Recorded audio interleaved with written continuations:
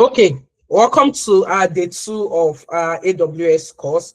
And the purpose of this course, like I explained to you people yesterday, is to be able to get us into the cloud computing or the cloud engineer role, right? So it's not just before now, what we normally do in the Get Techie, we just kind of have maybe 2 or 3 days crash course, right? And that is it. And most time, one of the things I discover is that after those 2-3 days crash course, and I take inventory of the people that are on the platform, everybody's still stuck at this beginning stage, or even those who are in the intermediate stage, they've not even been able to get a role, like a job, right? I know most of us are interested in tech, to be honest. Most of us are interested in tech, and I was also there. Like I told you, I didn't start up in tech. I also transitioned into tech, should I even say later in my career, right? But how did I transition into tech? Currently, I'm a senior DevOps engineer, but before then, I was actually an academics. But what gave me the entrance was also learning this AWS cloud, and that's why I'm giving it. So I was talking to my neighbor. I said, this is my way of giving out, to reaching out to the community. It's not just a 2 days thing, but it's like 8 courses, right? 8 courses detailed. Those projects you see on the platform, I took my time to like curate those projects. You know why? Those are the day-to-day activities I do on my normal job anyway, so that when you actually get a job and you really do, please, I'm emphasizing, do the project. There is no point you register for the course, you attend the class. If you don't do the project, you are not going to benefit anything from this class. And I will say to some degree, you won't blame me anymore, right? So please log on to the portal, to the project. I will review it for you. If you do a project, you upload it, like you have screenshot of what you've done, you upload it, you will get a feedback from me. That feedback mechanism make you to know that, oh, I'm on track in this. If you are not on track, I will tell you are not on track in this, right? This is kind of a structured learning. See, the truth, like I said yesterday, you can get whatever I teach you here, you can go to YouTube and you get them on YouTube. But we have an environment to create that structured learning whereby you have feedback. Other people are also working. You can ask questions.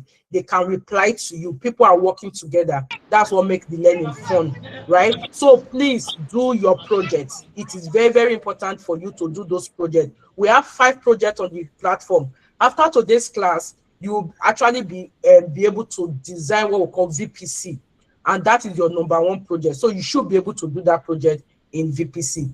In AWS, that's more of AWS core networking. We're looking at VPC, subnetting, and all of that. I will do that lab, and we'll go after that and do that lab. So I hope that answers our question. But like I said, the purpose of this class is at the end of February, if you follow through and you really do your project and you understand what you are doing. Now, if you notice on that project, I did not tell you click this, click this, click this. It's not about me telling you what to click. It's about me telling you, I want you to design this for me. So that when you attend the class, as you are, oh, this is what she want me to do. It's not exactly what she did in the class. How can I do it better? You Google. It's not bad to Google. Googling does not mean you don't know it. You Google, you query, oh, okay, if I do it like this, I do it like this. But the major thing is that you have that understanding of what you are doing. The challenge I know most of us have, I myself inclusive, I used to have that challenge then. When I was learning, breaking into tech, when I was learning, I'll go to the YouTube and I will watch a lot of videos, right? And they'll say, click here. As they're saying, click here, I'm clicking it. And I see the result that they get and I'm happy. But I cannot reproduce that result to another problem, right? It was later I discovered that in as much that they are doing this, I should first of all understand what were they trying to achieve. Okay, they were trying to achieve this. What was the ticking pattern behind it? So as an engineer, you think, as in your thinking should be like, what do I want to achieve, rather than, oh, they say I should click here, that's why I'm clicking here. So I'm not just going to tell you click here, click here. Yes, I will demo it for you on this call, but when you go to your project, when you sit down, take your time. Why am I creating subnets? Why am I creating VPC? Why am I doing this? Why? Ask those questions. Query GPT. Why? How is it applicable? Okay, as an engineer, if I get a role, can you give me 5 scenarios where I can use this? Can you give me 10 scenarios where this is applicable? If I were to find myself working in Amazon, Why will I be able to use this to work in Amazon? If I were to find myself as a freelancer, this knowledge, this VPC thing, how can I use it to serve as a freelancing? Do you understand? So when you start asking the why, even behind what you do, it gives you a better understanding, and you are now confident of why you do them. I hope we understand that what I'm trying to say. So that at the end of this, you should be able to like start delving in, not always lock in this learning loop. Most of us have been in this learning loop for a very long time. Some people have been learning for like how many years? You are just learning and learning and learning, but you've not even been able to have that confidence. One thing I've noticed about tech, yes, you are learning and you will continue to learn. As I am, I still learn. I won't lie to you, I learn, right? But the first of all, start by this. I have learned something. I can do this. This little I can do, what can I use it to solve? How can I use it to render my service? Remember, the way the world is going is not about job, but rendering service. How can I use this that I've known? Now I can do VPC, I can do this, I can do this. How can I use this knowledge to help somebody that needs it, right? Then when you enter into the market, oh, this is what I know, but they want more of this. Okay, now I know what to learn, because this is now more of what they want. Oh, now I know what to learn. I know most of what we've learned AI, learned this. You've learned a lot, but we've not been able to gather it together. So that's why we have the structured course for it. Somebody also asked me, say, you say we should update LinkedIn. What should I update on LinkedIn? At the end of today, and after you've done your project, what you're updating on LinkedIn is the project you have done, not the class you attended, right? So at the end of today, we are going to look at VPC. We are going to look at AWS networking, right? And when you go to your portal, you look at what is expected of you to do. For example, if you see the first project is create a VPC, create 2 subnets, create a NAT gateway, create an internet gateway, and you understand the reason why you are creating. Like I said, you've asked ChatGPT, how does this help me? If I find myself working as a cloud engineer in Amazon, how can I use this knowledge? If I find myself as a freelancer, what can I do? How can I use this knowledge to help a client? So if you understand the why and the reason behind it, and you have created it, it's so much at rest and at peace in you that when you now go to LinkedIn and you're like, oh, today, of course, today in my cloud journey, I provision AWS VPC, I provision 2 subnets, 2 private subnets, 2 public subnets. The reason why I have to do this is this. The reason why I have to do this is this. This is how I can use it to help.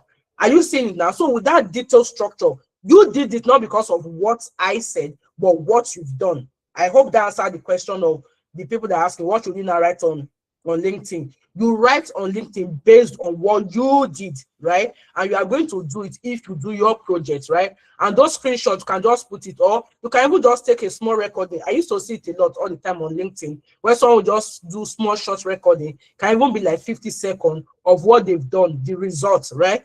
And you put it there. You know, I can tell you is watching, to be honest with you, right? And before you know, somebody hits you up, oh, I see that you can do this. We are looking for this and this, that and this. And that can just be your opportunity. So I hope that is clear and that answer our question. Are we still together? Just let me know if we are still together.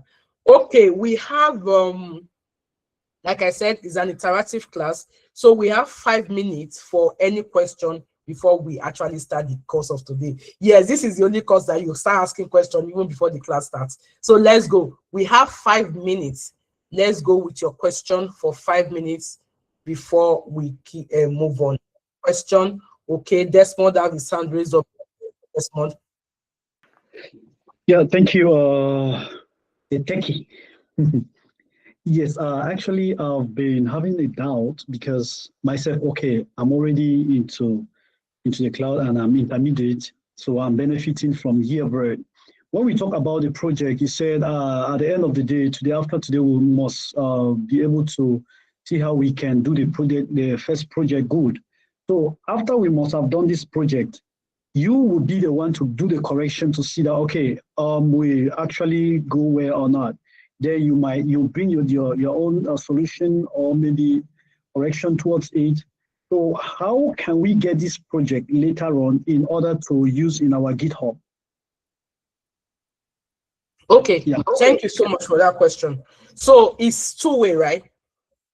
No, it's not even 2-way. I'm going to like the project we have. If you check your first project, is about creating AWS VPC. Am I right? Can you check the portal? The project is there. Or just give me yes. thumbs up if you know I'm right. Do you get what? How many of us have even looked at those projects? If you've looked at the project, just give me a thumbs up. Let me know that you've even seen project one. You know what it's about. Okay, only one person. Ah, that's not nice. Okay, fine. You've looked at project one, right? Project one is about creating AWS VPC, right?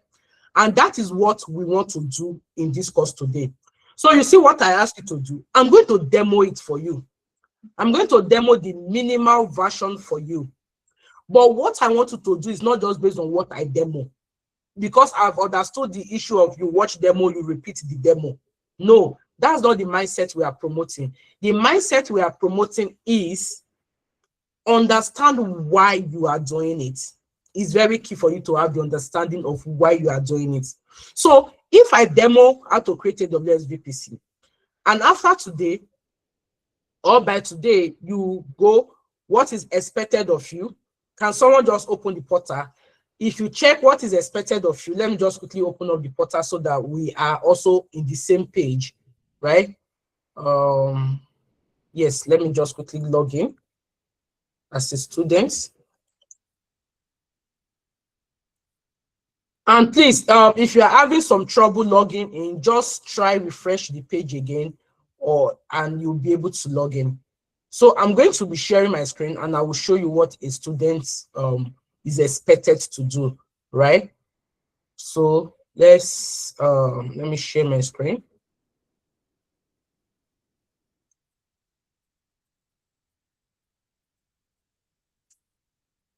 Let me know when you can see my screen. Yeah, and somebody also said the screen sharing was small yesterday. So we have to do some zooming in so that they can see it better. But can you see my screen? So this is what you should also have as a student. Am I right? Good, you can see my screen. So I'm also trying to zoom in, right? So if I come here to my projects, can you see this is my project? I can now click on open project, right? When I click on open project, this is the week one, secure AWS foundation plus networking. And what am I expected to do? What are the deliverables? What is the goal? To build a company-ready AWS-based environment.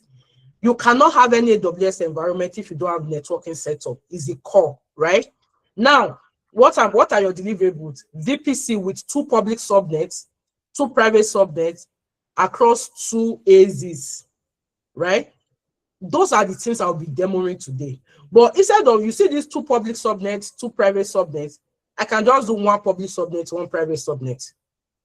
Then your work is to go and figure out, oh, she did 1 private subnet. How can I do 2 private subnets? I don't want to just copying and pasting whatever it is I do on this demo. You know why? It's not helping your thinking pattern. Remember, the emphasis is having the right mindset to be able to solve problems, right? Right? Are we see together? Let me see that thumbs up. People are see together, right? So route table, NAT gateway, instance or EC2 instance, right? Security group for a web app.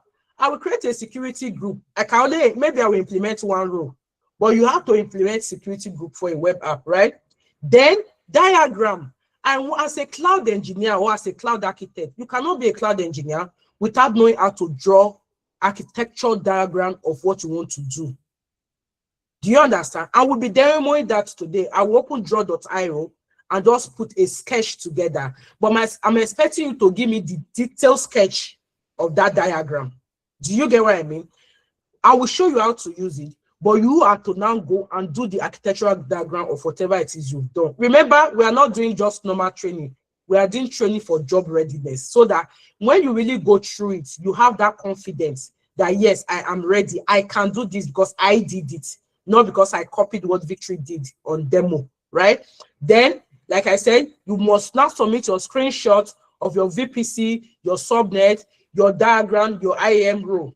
What is the outcome? I can build secure networking and access like a workplace, just like you do in a workplace, right? And you are going to give me a detailed write-up here, and you are going to upload those screenshots here.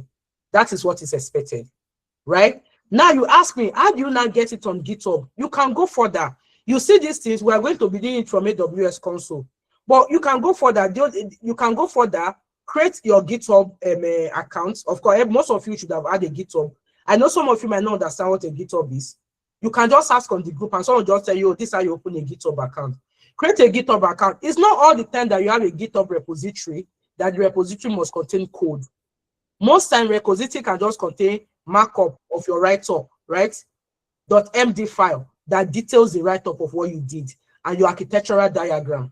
So that is what you can have on your GitHub of setting up VPC and EC2 instance. Does that answer your question, Desmond? Yes, thank you. Thank you so much. Yeah. Okay, so we'll just take one more from Emmanuel, then we move forward. Emmanuel, let's hear from you. Your answer has been up too. Emmanuel, are you still there? Okay, I think Emmanuel, okay. So I'm going to share my screen and we are going to move forward for what we are expected to do today. I hope we are all in the same line. Please, if we use any terminology and role that you don't understand, don't hesitate to ask. And that's why we have a community. Ask on the group. I try to respond, but even if I don't respond, someone on the group will respond. But why do we need that terminology? We need terminology because every role or every workplace have the terminology they use.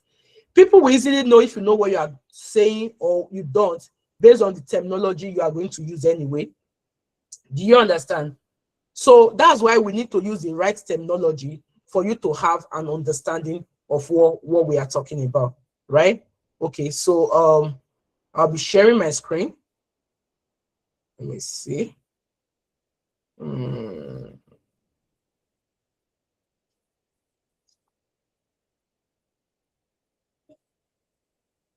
So do let me know if you can see my screen.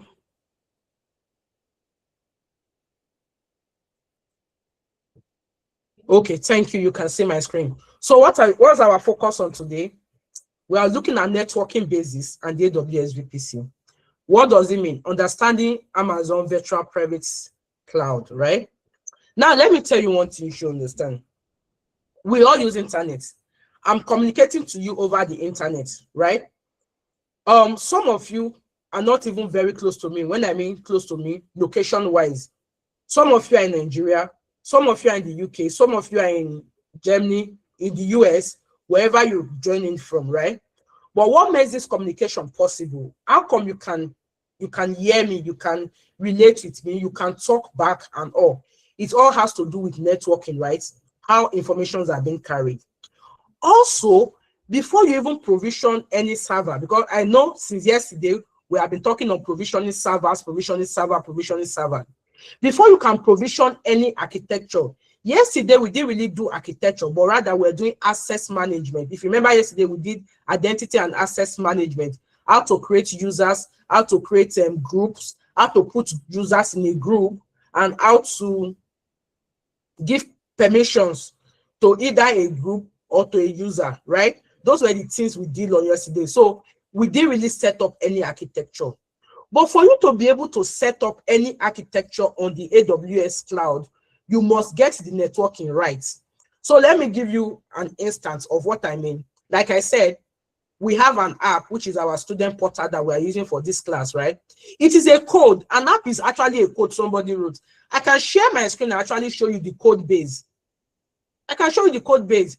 Python, and then the front end is just React. I can show you the code base. But that code base, no matter how intelligent the code is written, if I don't put it in a place for users to access it and interact with it, that code base is useless. Even if it's 1 billion line of code and I spent 20 years writing that code, it's useless, right? I need a place to put it, a central place to put it, so that people can interact with it and give me feedback. For example, I've written a code to be able to generate credits, and I've tested it on my own, it works. Why I can't test it again? It can only generate a credit per user, and that's the user I have. So, and I ask, oh yeah, you generate credit, and they say no more credit. Are you seeing such a thing? that's loop a feedback I've gotten, because the code is even out there for people to what, integrate with, use, interact with, and give me feedback. Now, this code, I keep saying I put it on a server, and yes, I put it on a server. I can even show you the server that it is running on. And it's not only my code. Every application you interact with in this internet, it is on a server. From your banking app, you just carry phone and say it's a mobile app.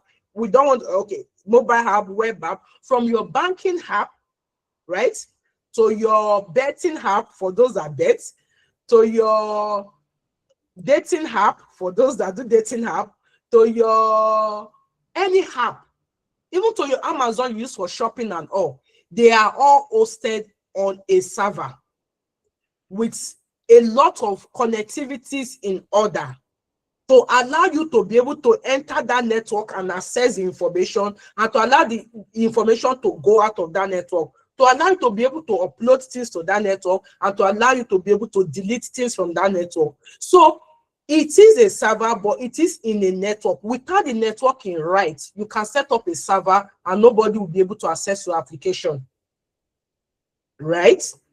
Without you getting the networking right, you can set up a server and nobody will access your application. For example, if I put this my application on a private subnet and I've not layered it with something like a load balancer that is on a public subnet so that you can access it publicly, you will not be able to access it. And yes, it's not all application you have the ability to be able to access over the internet. For example, if any of you are opportune to work in the banking sector, banking networking is totally different. They don't expose most of the endpoints to the internet. There are some internet things that are happening that you can never catch over the internet. It's all about networking. And that's what I want us to understand today. You need to get your networking right before you can even start provisioning servers, right? We need to get our networking right. When you are dealing with AWS, they call their own networking VPC. VPC stands for Virtual Private Cloud, right? So when you hear that word VPC, Virtual Private Cloud, can you see? It's a virtual. No one will say virtual, something remote. Then private, meaning it's private to you, right? And it's a cloud. So every of your AWS account has what we call a default VPC, a default virtual private cloud that AWS placed there for you. They don't charge you for it. But when you create more VPC and as a NAT gateway and as an IP and all of that, they will charge you for those. But their default VPC, they will not charge you, right? But just know that VPC is virtual private cloud, right? And what we'll be exploring today is how to design and build the network that support a secure workload. Your workload has to be secure. What do I mean? No matter how you see that portal, you cannot just break it and go and carry all the credits. The credits are behind there, but you can't break it and get it because it's on a secure network, right? I hope there are no hackers here. Please don't tempt it. Okay, so yeah, so before I will not tell you that you cannot break it, then the hackers will just say, hey, bang, bang, bang, bang, go and break it. Okay, so with absence of no hackers in our midst, with absence of no hackers in our midst, let us look at a virtual private network, right? No, don't be an hacker. A VPC is a logically isolated section of the AWS cloud where you can launch resource in a virtual network that you define. So you are the one that would define the network. So there is AWS, right? They have an underlying networking, of course, but they now allow you to come and define your own networking. What do you want inside your network? What don't you want outside your network? So let me put it that way, and in this way, all of us are, let me say, for example, now, you made it big. So you go to Dubai, right? You go to Dubai, right? And when you get to Dubai, because you're a big boy or because you're a big girl, right? You buy a house, right? You buy a house with a gate, right? So we can say that Dubai itself, the entire Dubai itself, right, is AWS platform. You buying a house, right, and having a gate, right, is your own VPC, virtual private cloud. No matter how they have root, you see your house is secure to you and you alone. I don't know if you understand. You are the one that can give access to who enters your house and who does not enter your house. In as much that the Dubai itself, right, is somebody that owns it, but the fact that you came there and you bought a house, they respect your privacy. That okay, fine, this is your house. Your house have a gate. You are the only one that can determine who comes into your house and who goes out of your house. We don't even need to go to Dubai. In whatever country you are, you have your own house. Even though it's not your house, even if though is a room you rented in a big flat, right? That room, you have access to it. You are in control of it. Nobody just have the right to just come and batch into your room, right? You are the one that will ensure, is your door open, is your door locked? Is your responsibility, nobody's responsibility. That's what VPC is all about, right? So VPC is actually this place that you just go like, oh, I've gotten my house. I've gotten a house. So this is like my own virtual private, right? Good. It said it is a logical isolation session of the AWS cloud where you can launch your resources. What are the key characteristics of VPC? You choose your own IP address range, which is your CIDR block. When you are creating a VPC, you have to choose your IP address range. The address range which you choose will determine if you want a very large network or a very low network. Just like when you are buying a house, what will make you buy a house will determine if you plan marrying 30 wives with 1 million children, or it's just a small one, right? So that's kind of the address range. So you choose your address range. No, don't marry 30 wives, please. You choose your address range, right? Good. Then you control subnets, route table, and network gateway. It is your responsibility to now, when we mean subnet, to session the house. So remember, we're using house as the analogy of the VPC. It is you, as you buy a house, let's say you get a flat, it is you that will determine which one is the inner chamber, that is a no-go area, right? It's you that will determine, oh, this is the sitting room. This is where visitors should stop. This is this room is my study library. You are the one that will determine what each of these. So each of the different room, we can liken it to be the subnets, whereby this subnet is for this purpose. This subnet is for this purpose. This room is for study. This room is my living room. Nobody goes in. This room is for the living room. Yeah, this is where people can stop, right? That is subnet. Do you get it now? So you are the one that controls it. You are the one that determines what gets to what or who gets to who. And we sit together. Do you understand the analogy at all? How many people are missing? Tell me so that I can see if you are missing or not. Okay, then it supports both IPv4 and IPv6. We'll not be diving deeper into IP this time, right?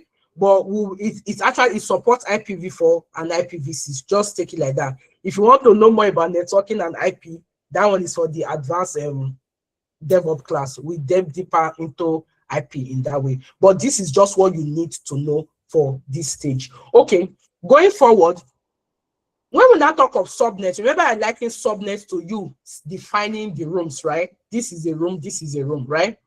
We have two types of subnet. You can define your room in two ways. You can define that this is a private room and I want my privacy.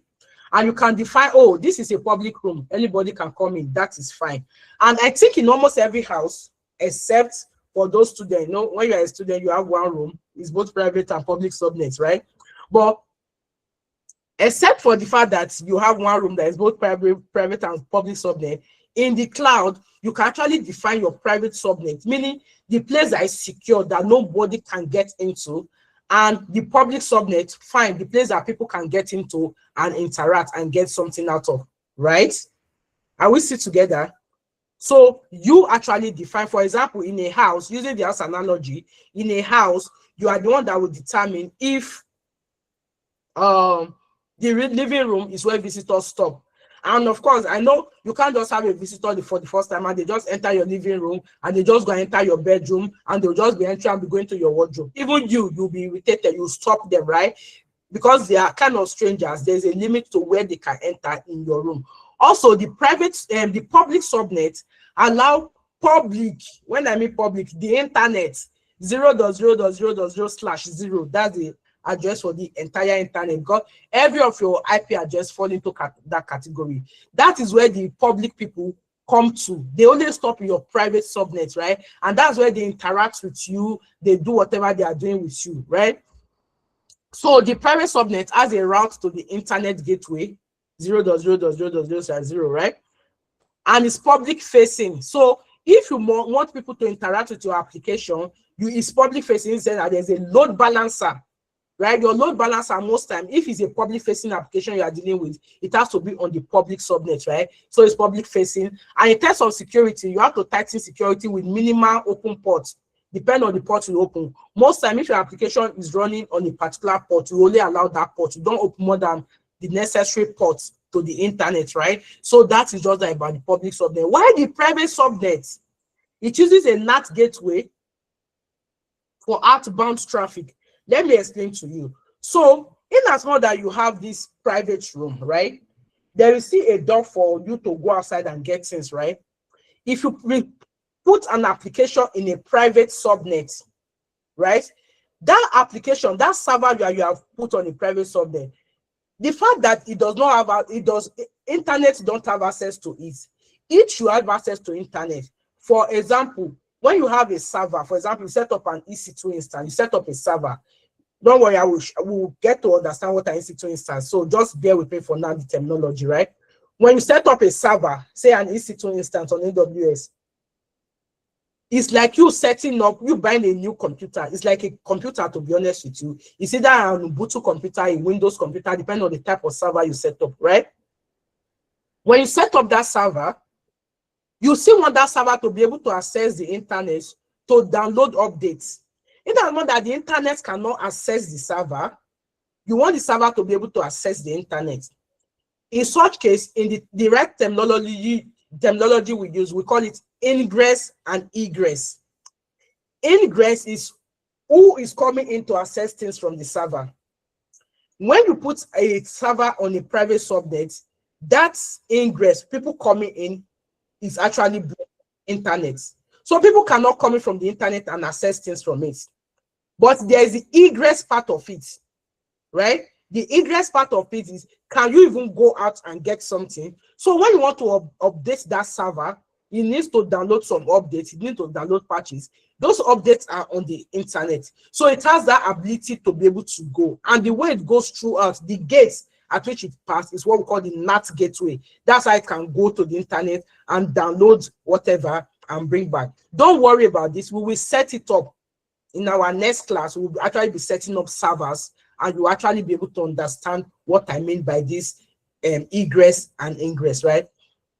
Then, what are the common use of a private gateway? That is actually where the application servers and databases are. Now, let me tell you, to be honest with you, as a cloud engineer, you might find yourself in a company and they provision their database on the public subnet. Based on no provision, it can just be a novice, or I can't say it's a novice, or for whatever reason. It is wrong. Databases and application servers are not meant to be provisioned in the public subnet. Databases and application servers are meant to be provisioned in the private subnet. Now, let me give you an interview question scenario. If you are doing an interview as a cloud engineer, one of the things they will ask you, they will definitely ask you about VPC, because that's networking, that's a core aspect.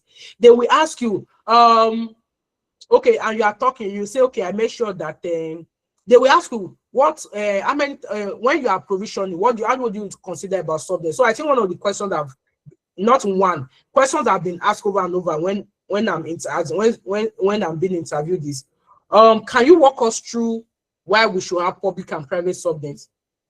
What is the purpose of public and private subnet? Oh, thank you very much. When you are designing a VPC, there is a need for you to design both the public subnet and the private subnet. The reason you need to have the public subnet is if you have any internet-facing application and you want access to the internet into your application, you need to provision the public subnet. But your application server must not reside on that public subnet. Your application server and your database server are meant to be hidden from the internet. So they are meant to be put on the private subnet. But on the public subnet, you can mount on a load balancer, and only the load balancer security group can have access to the private subnet to have access to the information. So anybody that wants to come through to your application must come through the load balancer to your application. It is improper and unacceptable for you to provision database on a public subnet. Why? Because it is susceptible to attack. And remember, your database is the live stream of your business. That is a very good response to that. Do you understand? I know I've just spoken jargon to some people's ear, and they are just like, oh my God, I'm lost. But don't worry, right? We will see it as we start provisioning servers, and I'll start bringing these things back to you. But that's just a very typical interview scenario question you will encounter, and you should be able to explain that clearly. There is public subnet, there is private subnet. Public subnet exists so that the public can have access to your application, but you don't provision the application. You don't put the server that you install your application on the public subnet. You put the server and your database on a what? Private subnet. When you hear that, oh, hackers hack a database, they stole something, most times it's either the database was provisioned wrongly. I think I remember there was one time, was it last year or 2 years ago, BlueSeek came out. Everybody was shouting BlueSeek, BlueSeek. Before you know, BlueSeek was hacked. It was discovered that BlueSeek will put their database on a public subnet. I was like, who does that? And I was like, I thought when people are in that techie stage, they know what to do. Sometimes people just do things, oh, let us say it will work, and it's working, and they just forgot whatever it is they've done, right? And they are exposed to hackers. So I hope we are clear about the public subnet and private subnetting. So yeah, I put a note that designing subnets correctly determine how resources connect to each other and the internet. You have to get this right as a cloud engineer. Any question that they will ask you on cloud engineering, the major question mostly comes from your VPC. So please, when you are doing interview, have this in mind. And that's why I wanted to have this basic understanding of it. Okay, so let's move forward. I told you that we have the public subnet and the private subnet. What makes a public subnet and a private subnet, right? There's what we call a route table. In your route table allow is like a router, right? Or a router. It's actually the one that's responsible for routing traffic to know where traffic will go in and out of your network, right? So a route table contains rules that we call routes or routes, forgive my assets, that determine where network traffic from your subnet is directed. So it is that route table that will determine where the network is directed. What are the key points of a route table? Each subnet must be associated with a route table. So you see, it's not only enough for you to go and design a subnet. You should design a subnet and make sure that each of the subnets have a route table. The rules, which is the route on the route table, will determine where it's going through, will determine if that subnet is a public subnet or a private subnet. So you just creating a subnet does not determine if it's a public or private. If you like call it public and private subnet, that is not what determines if it's public or private. What makes it public or private is the route table that is associated with that subnet. Right? I know some of us are lost. Don't worry, in the next how many minutes we'll open the floor for questioning, right? But please just stay with me. And if you don't get it, just go back to the recording again. The recording will be uploaded. Go back to the recording and you'll be able to see this, right? You just watch it over and over again. If you have a question, ask on the group and people are sure to respond to you. So let's go on. Each subnet must be associated with a route table, and we'll do it, you will see it. A route table can be shared across multiple subnets, which is what we'll be doing, right? The main route table applies by default if no explicit association exists. So there will be a default route table that will be applied by default. Then route targets include either internet gateway, NAT gateway, VPC pairing, and VPN. For the purpose of this class, we are not covering VPC pairing and VPN.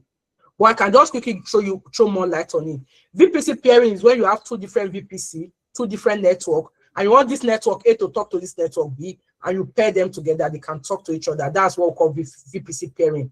But the VPN, most of you have worked in a company, or you've worked in a company whereby for you to be able to access that company resource, you need to go through a VPN. right? The VPNs are kind of an access. It gives you an access to that resource because the resource can be locked up in a private subnet that you don't have access to. And the only way you have access to it is through the VPN, right? So there's a configuration for that, but it's beyond the scope of this course. I just wanted to tell you that route table can include the route you want it to go. Okay, moving forward, we have the gateway. So far, I told you we have the internet gateway and the NAT gateway when you are designing a network. Don't worry, we will see this when we are doing it. Me, I'm also a virtual person. I'm not good with theory, right? I'm very, very virtual. So until I see it, whatever you are saying, you are just saying, right? But we have the internet gateway, right, that provide a target for public subnet to access the internet, right? It is horizontally scaled, meaning you can scale it. When you say horizontally, you can scale it horizontally, redundant, and support both IPv4 and IPv6. There are two types of IP just for the purpose of this class. There's the IPv4, which is what we all know, 192.168.1.this, right? And the IPv6, most of us are not used to the IPv6 because it's a longer version of IP, right? But the internet gateway supports this IP. Then we have the NAT gateway, right? Allow instance in private subnets to initiate outbound. Remember I told you there's the ingress and the egress. You can call it egress and egress, or you can call it inbound and outbound. So outbound rule means that it helps the servers to be able to reach out to the internet and download information, right? So NAT gateway allow outbound connectivities while preventing unsolicited inbound traffic. Can you see? Inbound traffic is not allowing people to come to it, but it can go out and get what it wants. So that's what NAT gateway help. NAT gateway is actually mostly provisioned for the private subnet. So when you create a subnet and you take its route table through private gateway, that is what made that subnet a private subnet. If you take the route table through a public gateway, is what makes internet gateway is what makes it a public subnet. Don't worry, we'll do that. NAT instance, AWS, to be honest, is facing a NAT instance, but you might find yourself in companies that still uses NAT instance, right? This is when they host the instance, that's the NAT gateway. They will host it on their own self with the EC2 instance, and they will define the rules, the scaling, the availability. But most people just go with the managed NAT gateway. But I just wanted you to know, in case you're also doing certification, this will also come in your certification about NAT gateway, but very soon they will totally remove it from the question. Okay. Okay, so moving forward, security group versus network versus NACL. It's actually not network address control layer. Yeah. So we have on securing, I think it was yesterday, someone was saying that I say you secure the server. What do you mean by securing server? You secure server on AWS using security group and NACL, right? What are the scope? For security group is instance level, meaning when you provision an instance, when you provision a server, you attach the security group to that server. It is the rule in that security group that will determine if your server is exposed or not exposed, right? Good. So that is that about the security group is instance. Why that of NACL, right? The network security is on the subnet. You define NACL on the subnet, right? Stateful and stateless. For security group, it is stateful in the sense that it can return traffic. Return traffic is automatically allowed, right? Meaning it's able to return. Meanwhile, for NACL, it's stateless. Rule evaluated self. So the inbound rule is totally evaluated, is different from the outbound rule. Meaning it's possible you can allow, they will allow you to access the network, but you cannot go out of that network. So that's that of NACL. Then what about rules? Allow rules only. So security group is either it's only just allow. So when you are setting security group, you're only setting who is allowed by default. If you don't allow a team, by default, it's not allowed, right? But for NACL, right, it's allow and deny. So you have to set both the allow rule and deny rule. Don't worry, we will see this in practice, right? Then, of course, by default, all outbound are allowed on the security group, while by default, deny all except explicitly allow, right? So security group acts as a virtual firewall for your instance, while the NACL provide a second layer of defense at the subnet layer. There are sometimes that everything will be right with your security group, and yet you still can't get traffic to enter where you want it to enter. Most times, if you check, it might be that the NACL is the one blocking it. So those are the debugging steps we'll be looking at as we do this project today. Okay, funny enough, that is it. We are entering our lab. But before we go into the lab, we have, I know I've said a lot and I was rushing. So we have from now to, let me see, 13 minutes for questions and answer based on what we have done or what you have experienced with VPC. So please, can we see your hand up? Let us see our hands so that we can ask our question. Please remember, it's an interactive class. You don't understand anything. No question is too small. No question is too big. So let us ask our question. Okay, please, if you can unmute and ask, it will be nice. My screen is actually small. Okay.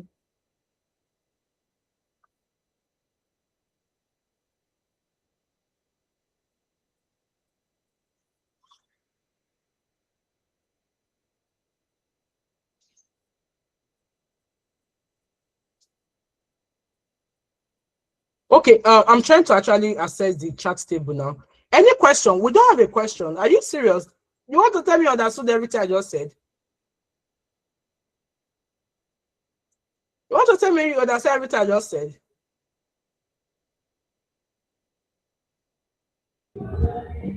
Yes, please ask your question. Yeah, good evening. Good evening. Yeah, just to confirm, the provisioning of the resources today, is it going to be done on the AWS console, or we are treating it on the Terraform? It's going to be done strictly on AWS console. Thank you so much.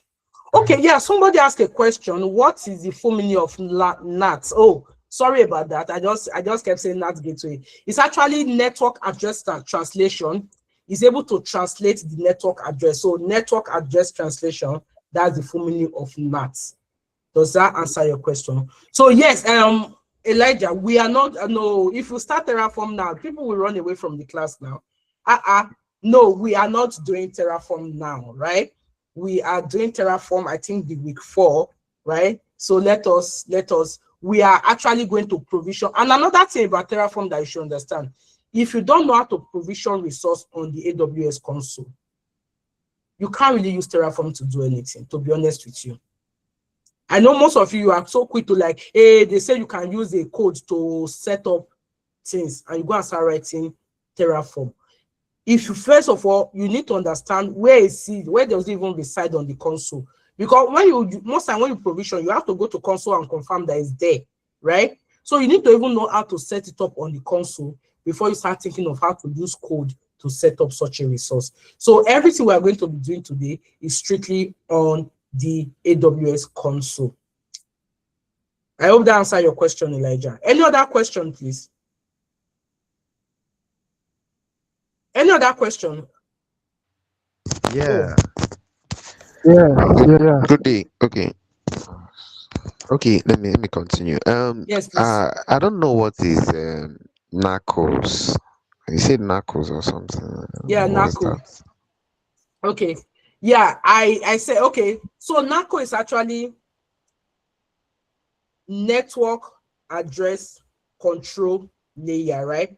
It's a layer at the network layer where we control the inflow and outflow of traffic into the network, right?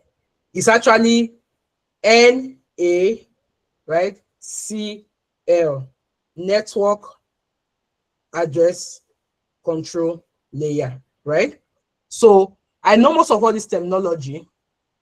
What do we do? We can, how will I put it now? Should we look for how to write out those terms out? Right? Should we look for?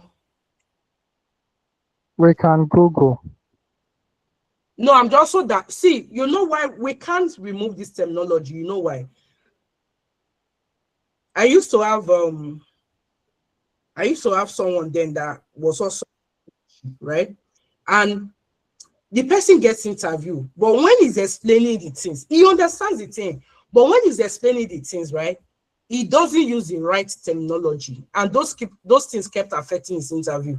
I don't know if you understand what I'm trying to say, because every discipline have their terminology, and knowing how to use the right terminology also shows your how would I put it now? Also shows your what? Understanding of what it is that you are saying. Let me just put it that way. So yes, you see that we go on. What one of the things I'll just do, maybe subsequently when I'm preparing slide, if I use any acronym, I'm just going to write out the full meaning of the acronym so that we can also follow along. I hope that's clear. Okay, yeah, Richmond's hand is up. Richmond, let's hear from you. Okay, it's still on this NACL thing, right? So, Yeah. I think that's where you said so one is stateless and one is stateful, right? So that I don't know which one is which, but I know that one you said Security group is stateful, yeah. Okay. So I'm particularly looking at the one that says that when you enter, you will not be checked when you are going out, right? I don't know. Is that the stateful one, the stateless one? Yes, the stateful one. Okay. Yes. So I'm just likening it to maybe an armed robber enters the house and then they are not checking him when he's going out, right? So I just thought that if it will be both ways, in that when you are coming in, you will check your credentials to make sure okay you have access to enter this house, and then when you are going out, you also check that okay, let's see your particulars. You are leaving the house, but according to what you explained now, one will not require you to be checked when you are going out. So does it not make it possible that if some malicious people have access to the resources, that they can easily go out and they are not checked? So I would have thought that they should make both, checking when you are going out and then checking when you're coming in, two ways instead of one way, only when you're going. So I don't know what you think. No, like is done by design, right? I get what you mean, but it's done by design, and that's why most time when you are focusing on your security, you focus that security mostly on, right, on your security layer to that server itself. Do you understand? Okay. It's done by design. We are not the one that is. Of course, you can also tighten the rule, but we are actually not the one. It is how they designed it. You get what I mean? So that, oh yes, this is allowed, but when you get to this level, you are not able to do anything. So security group is actually very much more important than even the network address control list, right? On the subnet layer, right? Okay, so someone is asking, where is VPC applied? Like I said earlier, VPC is actually like a network foundation for you to be able to set up a server. Can you hear me? Can we hear me? Can anyone still hear me? Oh my God, am I lost? Can you hear me, please? Yes. Okay, you can hear. Okay, we need to cross Richmond that wasn't hearing me. Okay, so Richmond, did I answer your question? I was actually also responding to someone's chat already. Okay, I wanted to be clear which one, the security group or the NACL? The security group is the most. I don't want to put importance above all, but security group is the most important, to be honest with you.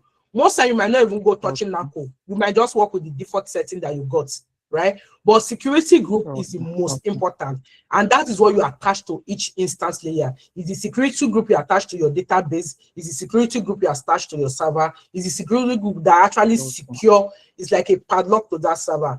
If you allow a team, right, it's allowed. If you don't allow a team, even if NACL allows it, it's not allowed. Okay. You get what I mean? All right. Yes. Thank you. Okay. Yes, thank you. Do we have any other question? Any other question? Hello. Yes. Hello. Yes. Let's go. Yeah, mine is just an input based on the question the guy was asking about the armed robber coming in and going out. When you're talking about, when you're talking about the security group and NACL. I think what it basically does, it looks at, checks both the inbound and the outbound traffic. It's not one way, both in and out. It's what it checks, not just one way. That's what I feel. That's my input. Yeah, thank you so much for that. Some people are having trouble No, no, joining no, no. in. I don't. Sorry. According to the explanation, he said that one is stateful and one is stateless. So that's the point where I'm coming. So one of them will need to check you both ways in and out, and one will only check incoming and does not need to remember your details when you are going out. If I'm right, according to what you explained. So I believe one of them is checking you both ways, and one is only checking you when you are one way. I don't know. I need to really still need to look that up. Okay, you know what? Let's go to the AWS console and actually see this thing for ourselves. Is that okay? But before then, I think we have just 3 more minutes for question. Chuka, Buki, your hand is up. Let's hear from you, please. Okay, so my question is the subnets when you are trying to tighten the security. So do you place the security group on the subnet level or on the resource level? And for the NACL also, is it placed on the subnet level or on the resource, which is the VPC level? Okay, thank you for that. NACL is the security for is a where you tighten security for the subnet layer. Security group, like I said, is the most important. Security group is what you place on your database layer. So let me give you an example, right? You've done, like, we're in the age of AI. So even if you are not a coder, right? But something, an idea just came to you about an app, right? And you vibe code. Hope we know that vibe code is the reigning thing now, right? You use whatever what you vibe code. You see the application, you started it up locally, it's running locally. Now you want to put this application in a server for people to be able to access, right? At that point, you have created your VPC, you have created your subnets, right? Like, and from what we've explained in this class, don't put your application on what? The public subnet, right? Put it on the private subnet. So you go to your AWS console and you set up an instance, a machine, a server that you want to upload your code to, so that people like me and people can access that application, right? You set up your EC2 instance. When you set up your EC2 instance, you need to set up a security group for that EC2 instance. It's compulsory. It is that security group that will determine who have access to that EC2 instance, who will not have access to it.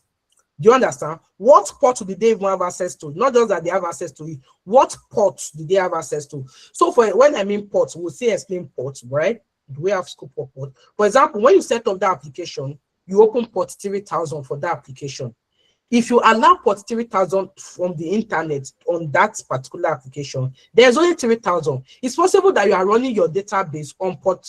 For example, if you are running PostgreSQL in that same server on port is it 5432, right? As long as you did not allow that port in the same server, in the same security group, they cannot have access to your database, but they can have access to your application because you only open that port. Are you saying now? So security group actually protect anything that is running inside your server. And remember, that is actually where our protection lies. That is our concern. The NACL by default is just there. Are you getting that? And I will show you the rule of NACL. Is by default, it allows in traffic, to be honest with you. And that's why I say most times we even don't pay much attention to NACL. But if you are working in a company that is number one, cyber security companies, now them, they will go and tighten NACL, right? If you are working in a cyber security company or you are working in any financially heavily institution, they will not just restrict their security of the server to security group. They will also go to that of the NACL and alter securities. Do you understand? And tighten security. Then they will implement more firewalls on it. And do you get what I mean? So it depends on the sensitivity of what that environment is for that will determine the level of your tightness of security. I hope that answers your question, Buki. Okay, so now, yeah, I think, yeah, we've passed time now. Elijah, can you help me to check the group? I think some people are still saying they cannot have access. Oh my God, they are still having same issue. If you can help me check the group and attend to her. She just need to close that app and reopen the app and she will be good to go, to be honest with you, right? Okay, let me check that on WhatsApp and yes, the WhatsApp. Yes, please let me check the yeah, WhatsApp and just see if you can help so that we will not leave anybody hanging. Just give me a minute. I might need to send her the course link.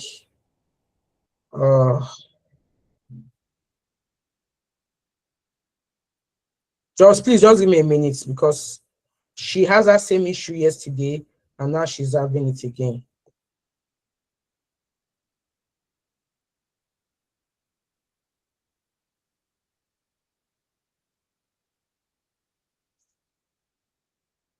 Okay, so I'm going back to be sharing my screen. I will log on to AWS and we'll see all of this. I will do it, right? If you have two screens, please, it will be nice if you can follow along. If not, refer back to the recording. It will be on our channel. I will upload it and do your own projects. So I'm looking forward that by the end of today, tomorrow, projects should start coming in for me to give feedback. Please, you can only get the best out of this course if you do the project associated with this course. I've been emphasizing this project since, so because I know that is just the only way. That's just the only way. You attending class, good, but that is just the only way, right? Okay, so I'm going to share my screen again. Open my AWS, share my screen. Okay, then just let me know when you can see my screen.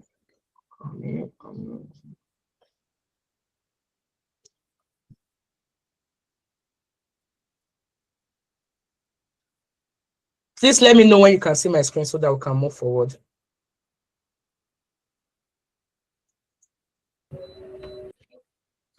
Yeah, we can see that. Okay, thank you so much. So this was where we stopped last. Please, if you are lost, ask questions. Don't think, oh, if I ask question, it will be foolish question. Like I said, that is the purpose of a live class. You have the opportunity to ask questions. You have the opportunity to get it right. If you really follow along and you do this project, and really, I want to be hearing the testimony on the group that, based on what I've done, I'm not interviewing. Based on what I've done. Because some of you have even done, like I said, some of you have certifications, some of you've done a lot before, right? So, but is that hands-on that is lacking? So let us follow hands-on. I will do it, you will do it, right? And you will submit your assignment. So I'm going to zoom in this page for the purpose of those who will watch the recording later so that it will be very clear for them. Okay, so this was what we did on yesterday, IAM. But today we are going to be looking at VPC, right? So you see, you on the search bar, just type VPC, then you click on your VPC. Like I told you, most of you that have AWS account, and please try and get AWS account. If you really want to be serious with this thing, if you really believe that it can change your career trajectory and it can change your financial trajectory, please just invest the money you can. Although I was trying to get two people IAM access to be able to access my account and do some practice, but I think that functionality is still having some issue. So please, let's go, right? Just if you can invest in the account, create your account, it will be good. So you can see, I have my VPC and I have my region. Remember we talked about region yesterday? Can you remember we talked about region yesterday? And I told you that the region you provision your resource is mostly a determinant of where your customers are, right? And that for some of us that are in is it EMEA or EMAE, African and Europe, Asian, Africa, I don't know how they classify us again, Middle Belt and Middle East and Asia. There's a way they group us. We mostly provision our resource on either Europe, right? Like Europe, EU, that's the EU, Europe, South Africa has restrictions. It's not all services that work in the South African region. So please also have that in at the back of your mind, right? But we mostly use more of Europe region because that's the servers that are close to us. So if you are setting up, look at it. Can you see Europe, right? Then very quickly, please, let me quickly address something. I'm just going to go back. Just give me a minute. Someone was trying to do the work we did yesterday to reproduce this, and they got an error. It was trying to create a group, and I don't know if Yakubu is on this call. He was trying to create a group, but he kept having permission issue. So when you create your IAM user, when you create your user, okay, when you create your user, right? And so when we created a user yesterday, remember, we were giving, if you don't give the user that you want to use to create the group a permission to create the group, you are going to have permission denied. That was the challenge the guy had yesterday when he sent me the screenshot. Check the error. So he kept having permission denied because the user was going to use to create those resources did not have that permission. What am I saying? If you want to create a resource and you are getting some red bar flag that something permission denied, it means that you don't even have permission to create that resource. So you have to check, do I have that permission? Remember we talked about permission yesterday. So if you come here and you check, you have to check what permission does your user have. Do you understand? So if I go to users, right? Now what user am I using on this? Let me zoom up again so that you see. What users am I using on this screen? Look at the user I'm using. This is the user I'm using. Can you see victory.az? This is the user I am using on this screen, right? Now I will have to come and check. Oh, okay. And the IAM people, were they able to create it? Oh, that's nice. I think, okay. How many IAM is working now? That's good. So if this is my user, right, I will have to check what permissions do I have. Do you understand? What permissions do I have? You can see I have this access. If I have an administrative access, there's nothing I cannot create on this account. Do you understand? But if I don't have a permission and I just have a read-only, I will be having a lot of error. So for some of you that are trying to create resource on your AWS and you are having error, you have to check the permission that that user you are using to create the resources have. Now, the problem is that I cannot assign, if I'm not an administrator, I cannot assign administrator role to myself. I have to look for the root user of that account to be able to assign administrator role to myself. If you are looking for how to actually create AWS account with root user, I think on our YouTube channel, if you check, there's a video we made on how to do that. So that one will just sort your permission issue for you. I don't think Yakubu is on this call, but I hope you were able to resolve your issue. So let's go back to today's business, which is VPC, right?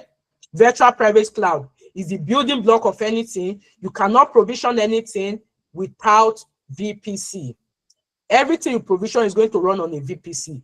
Although by default, like I said, every AWS account by default always have one VPC by default, right? I have one VPC by default. If I go to region, any region I switch to, they will always have one VPC by default. Let me show you. I just switched to the US region, right? They will always have one VPC by default. Where's my network slow? Come on.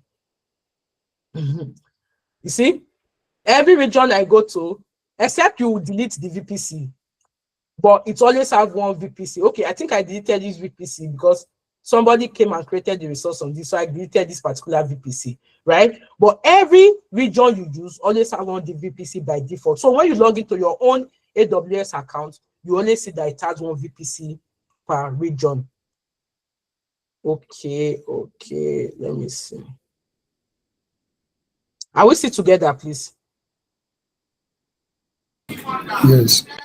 Okay, thank you. So now, this is the default VPC AWS created for us. But the default VPC AWS created for you, it does not have private subnet. It only comes with a public subnet. My system is loading slowly. It does not come with a private subnet. Okay, I think this is the one I created though. It always comes with a public subnet, right? Let me see if this is a default VPC or this is the one I created. Okay, this is my own VPC. Can you see? that I've created. I think I'm running some things on it. Oh, nothing is on this VPC, no subnet, nothing. Okay, fine, I've deleted it. So what I will do, I'm going to delete this VPC, right? And we are going to start from the beginning so that we will be able to create a VPC. Good. So now you can see I don't have any VPC, right? It's very simple. To create a VPC, you just see it here, create VPC. I'll come here, click on create VPC. What do I want? I just want to create a VPC, right? So it's going to be a get techie VPC. So I'm just going to leave it at get techie, okay, VPC, right? I told you when we were doing class that you have to choose your CIDR block, your block of IP. The block of IP you choose will determine how wide you want your network to be or how wide you want the user on that VPC to be. There are different classes of IP addresses. It's beyond the scope of this course, but I'm just going to tell you that we have 3 classes of IP address. We have the class A IP address, the class B IP address, and the class C IP address, right? The class A IP address is the IP address that has a /8. It has a very wide range of user, but not much network, right? The class B IP address is the one that ends with a /16, right? Then the class C IP address is the one that ends with what? A /24, right? Those are the 3 major class of IP address we have, and it has a wide range. You can research more on IP address, right? But like I said, IP address is beyond the scope of this course, right? But if you're interested in the DevOps bootcamp that we have, those ones are well covered. But I'm just going to choose, so that I will not avoid confusion, I'm just going to choose a class B IP address, right? So I'm just going to choose a very simple thing. I can just say 172 dot let's just do .16, then .0.0 because it's a class B IP address /16, right? IP address is also a wide course. You can just read on it and understand it. So this is my CIDR. This is my IP address for my VPC, right? It therefore means that every of my subnets we must fall within this IP address range. Every of my subnets must fall within this IP address range. So now that I have this, I don't want an IPv6 CIDR block. So I'm going to say I don't want IPv6 CIDR block. I just want only IPv4, right?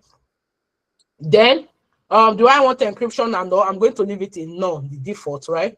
Then, do I want tag? It is always compulsory. It is always compulsory as a cloud engineer to tag your resource, right? Okay, like I said it's beyond. Somebody asked me, how do I come up with the number of IP address range? It's beyond the scope of this course, but you can just Google it, IP address range, IP address, classes of IP address. You'll be able to have that detail. It's a wide field that we don't want to go that route because we want to cover much, right? But as a cloud engineer, please, I'm referring to you as a cloud engineer because I'm really believing and trusting that by the end of this course, you have that motivation to pursue career as a cloud engineer, as a cloud architect, right?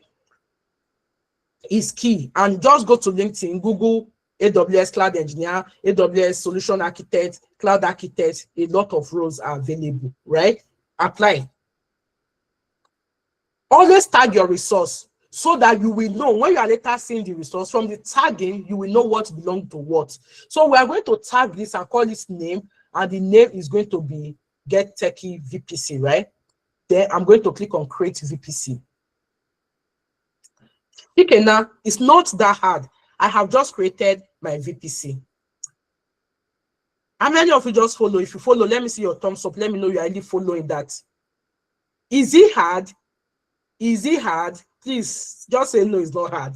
Is it hard? It's not hard though. Share is it that this work is not hard, right? So we have just created a VPC, right? Good. Somebody say it's hard. No, now encourage me now. Give me hope. It's not hard. So we have our VPC. Can we see it here now? We have our Get Techie VPC.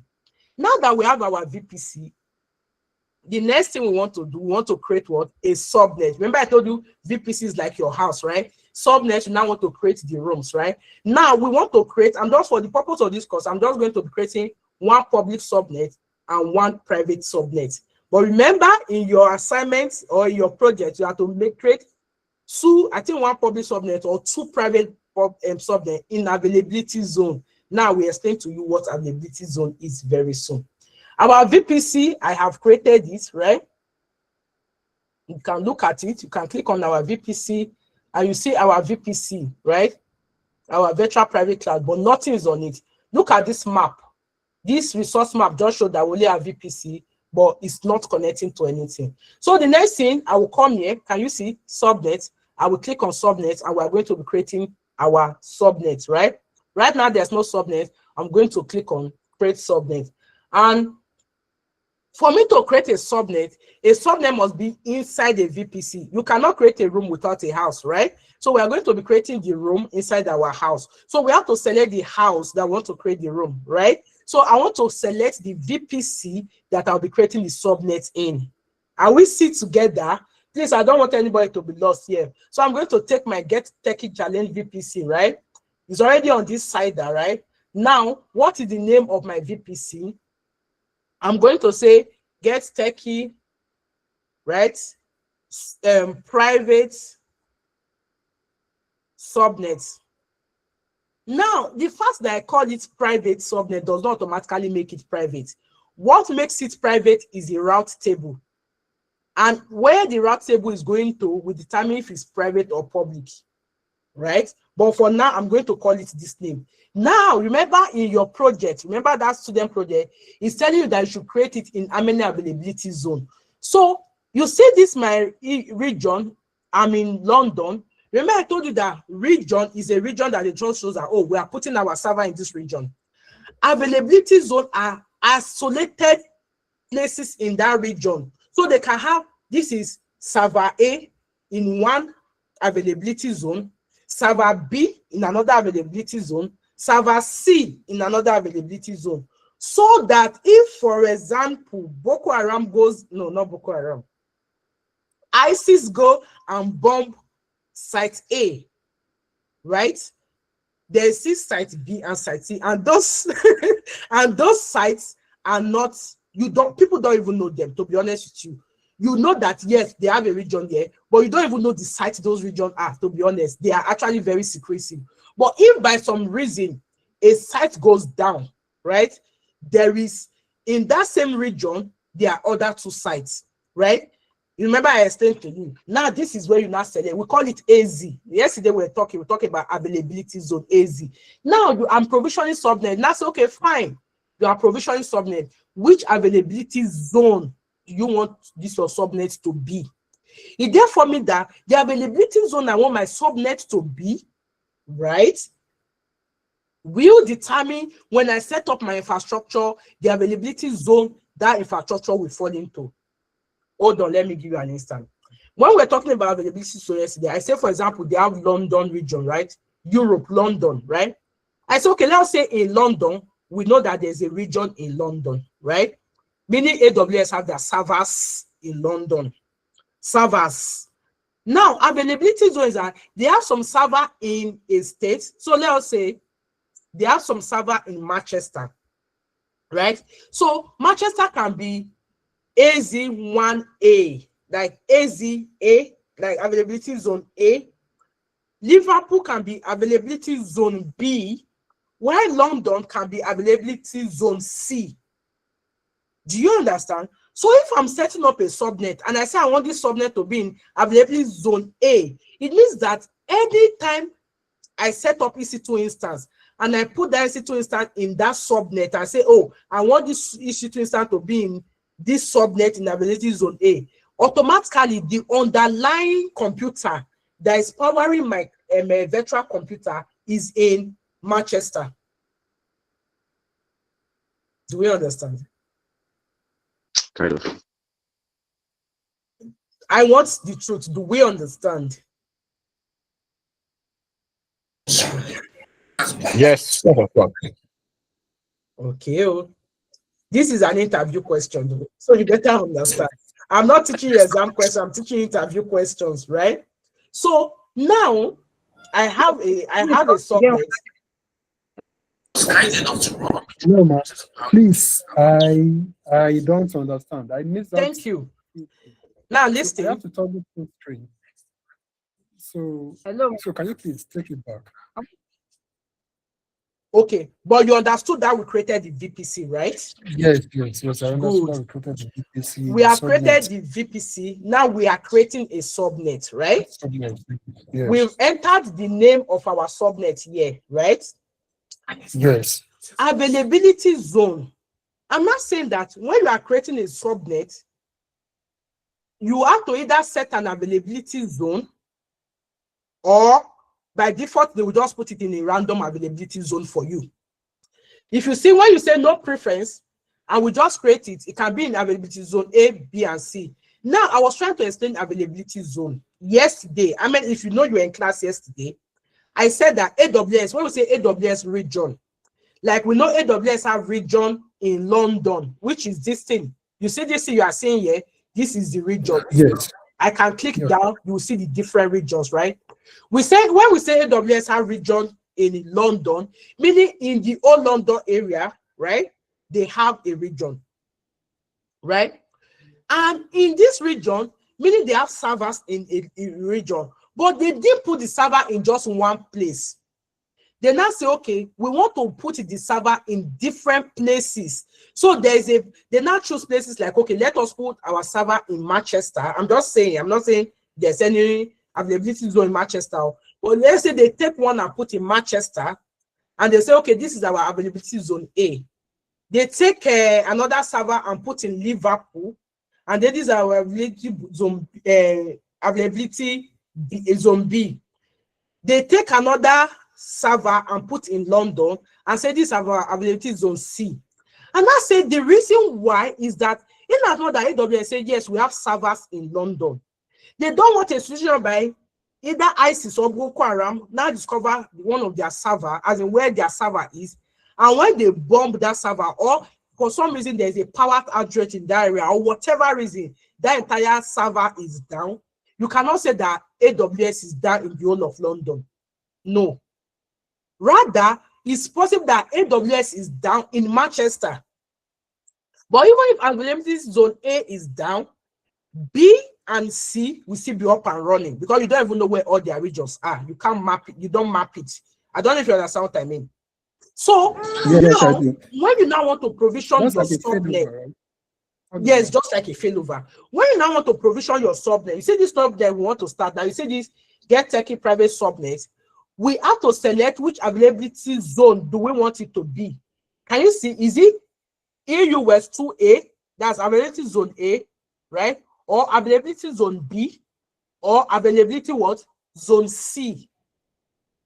I'm not saying that if I choose availability zone A and I have this subnet, anytime I am provisioning an EC2 instance, so let's say this availability zone A, for example, is in Manchester, and anytime I want to provision an EC2 instance and they ask me to choose a subnet, and I choose get techie private subnet, guess what?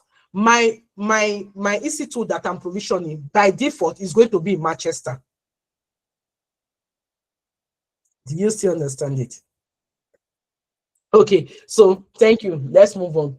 So, yes, please. Okay. All right. So, what is the downside of putting this availability zone in one availability zone, say A? Because let's say, for example, something happened to A, you might lose. Yes. It's possible you might lose everything if all of them are not in other zones also. Yes, you will lose everything, not you might. You will. And that is why, as a cloud engineer, yesterday we were talking about what? Redundancy. We're talking about what? We talked about redundancy. And I will show you how you can, when you are not setting up your auto scaling, you don't set it up in one availability zone. You set it up in 3 different availability zones. So that if a server is down and that availability zone is not reachable, auto scaling immediately spin up another server in another availability zone, and life goes on as if nothing happened. Do you understand? So that's why you don't just tie yourself to one place. Yes, to be honest, it's quite cheaper when you are just in one small corridor doing your tiny thing. But when you are designing infrastructure that is customer facing, and the customer facing is producing you money, you cannot go cheap. And that's why if you are managing AWS account for any company, it's not cheap, except the company are not making money off it. My company here in the UK, then on our AWS, in a month, we're paying close to, if not more than $20,000 in a month. There are some companies that pays AWS. Someone was telling me that FCMB is a bank in Nigeria. FCMB pays AWS close to, I think, whether $100 million in a year. So the more is not cheap, because they have set up their resource in all this availability zone with failover and with redundancy, so that anything cannot just happen. You know what it means for customer for bank to lose your data. That's it's, I can't even imagine it, right? So it's tight. They even use what we call multi-regional application. Not only do they focus on one region, they do replication in other regions. Do you get what I mean? So that is actually the downside of it. Okay, so quickly coming back, I hope that answered your question.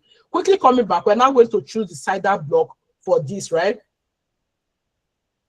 So this is our VPC CIDR block, but we are going to choose our subnet CIDR block. I told you I'm not covering this much, so I'm just going to put the CIDR block anyway. I'm going to make a very simple CIDR block. So we are going to have 172.16. Like I said, it was 4 between the IP range, .16. So I'm going to take this one as .1, .0, right? This will be .1/24. Don't ask me how I come about it. It's greater. So the name, this is the private subnet, and I'm going to create my private subnet, right? I've created my private subnet. You know, in your own, you are supposed to create 2 private subnets. So in short, you create this private subnet, then the next private subnet you create, you put it in your EUS2B. Can you see it now? So I've just done EUS1A, but you're supposed to do EUS1A, EUS2B, right? So let's quickly move forward. I'm going to create another subnet, and I'm going to call it, I'm taking the VPC again, right? But in this time around, I'm going to call it,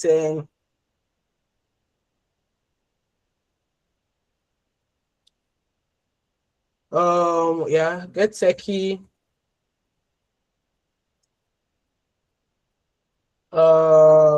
public subnet.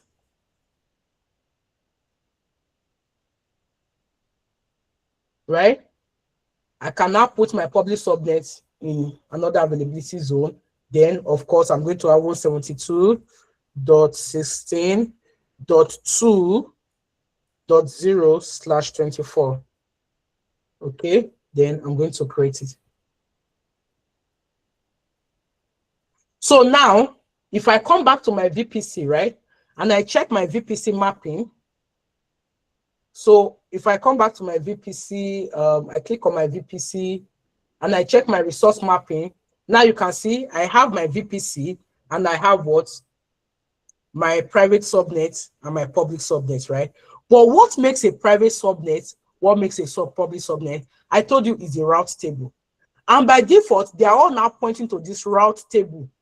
Now, what does this route table contain? If I click on this route table, see, I have one routing. So let me open this route table for us to see. I hope we are following, but you can always watch the video, listen to the theory, and try and follow up, right? So this is my route table, right? But if I check this my route table, it's just a route. It's not even like, if I click on edit route, right? It's just a local route table. It's not either routing through internet gateway to make it a public subnet, neither is it routing through NAT gateway to make it a private subnet. So what we are going to do, we are now going to create, while this route table is there, right? We're also now going to go back and just quickly create an internet gateway, right? So I'll come here, you see our internet gateway, we'll quickly click on our internet gateway, create internet gateway. What is our internet gateway? So we'll call it get techie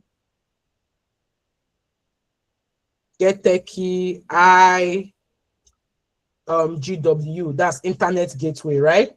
Then I told you name. Oh, AWS even now by default now even just put tagging for you. Before it wasn't there. So I've created my internet gateway, right?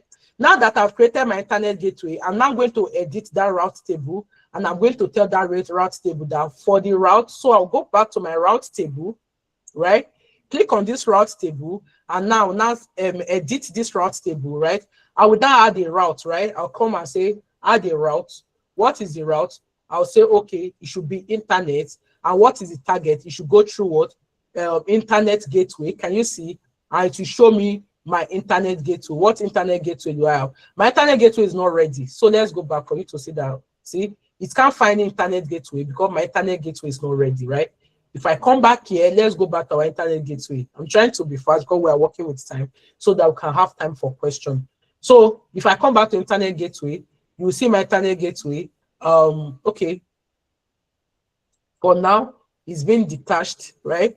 So we'll go to action, right? We are going to first of all attach it to a VPC, right? So we should select the VPC we want internet gateway to be. It's going to be our GetTechie VPC. We attach the VPC, internet gateway to the VPC, right? Now that it's attached, we'll now go back to our route table again. Click on this, our route table. No, what? Let's edit this our route table and call it GetTechie public, right? Because we want this one to be public route table, ROT, right?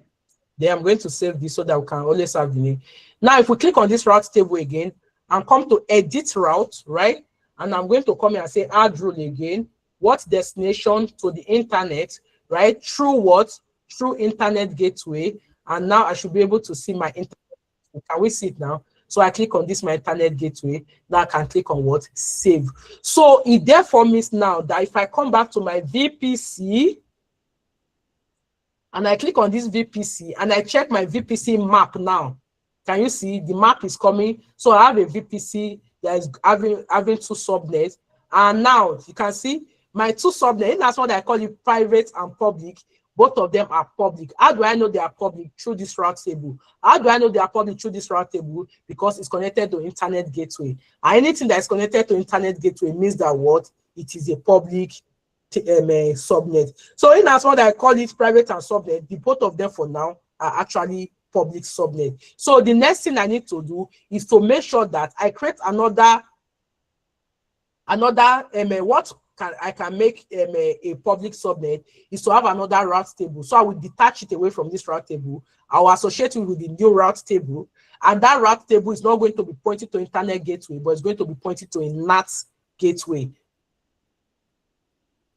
Okay, I will explain the route table aspects when we come. So I'm just going to come here. The next thing I'm looking for is NAT gateway. Can you see it here? I'm going to click on this NAT gateway, right? I'm going to click on create NAT gateway, right?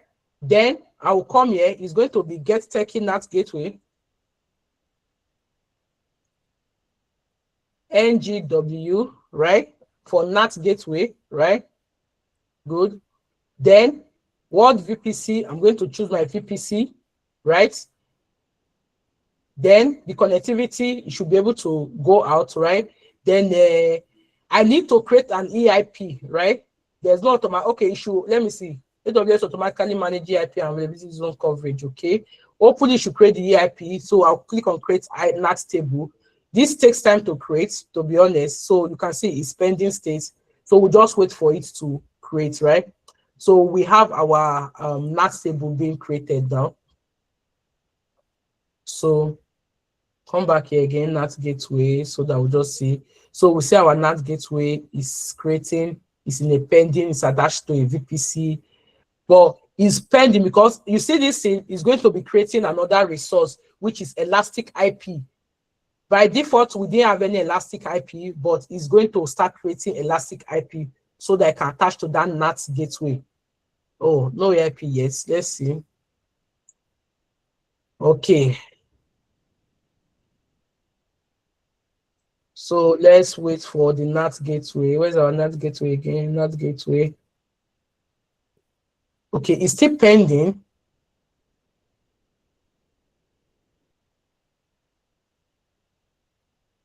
Okay, so let's wait. It's trying to associate to the availability zone US 2A. So let's see.